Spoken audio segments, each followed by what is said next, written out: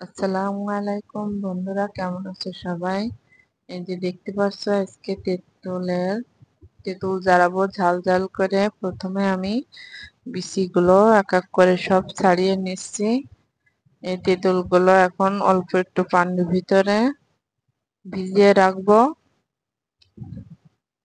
4টে ঝাল নিয়েছি, ঝালগুলো শিলে ভালোভাবে পিষে নেব। একটু পানি দিয়ে নিলাম যাতে বাটনাটা খুব সুন্দর হয়। একটা রসুনের কোয়া নিয়েছি, যেহেতু এখন রসুন গাছ নেই, তাই একটা রসুনের কোয়া নিয়েছি। ভালো করে এটা বেটে নিতে হবে। অল্প একটু গরম মশলা দিয়ে দিব। গরম মশলাটা দিলে হয় কি, অনেক সেন্ট বেরোয়, মজা লাগে খেতে। আমার তেঁতুলগুলো ভিজে গেছে, শিলে বেটে নেব তেঁতুলগুলা।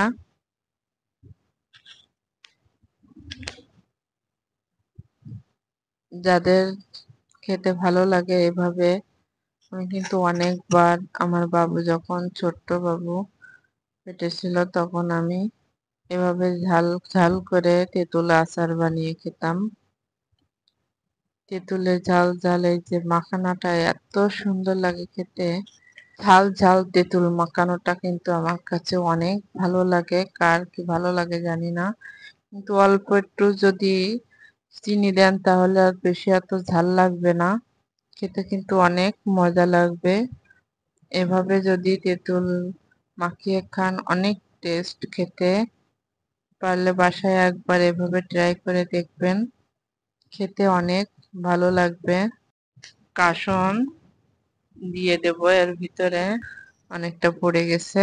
যাই হোক, এই যে আমি লেবুর পাতা, চিনি, লবণ দিয়ে কাসন দিয়ে ভালো করে মাখিয়ে মাখিয়ে এভাবে এভাবে কিন্তু আমি খেয়ে থাকি।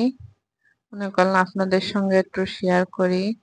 আমার ভিডিওটা যদি আপনাদের ভালো লেগে থাকে, সুন্দর একটা কমেন্ট করবেন আপুরা, আপনাদের যাতে ধন্যবাদ জানাতে পারি। সবাই ভালো থাকবেন, সুস্থ থাকবেন, সবার জন্য দোয়া করি।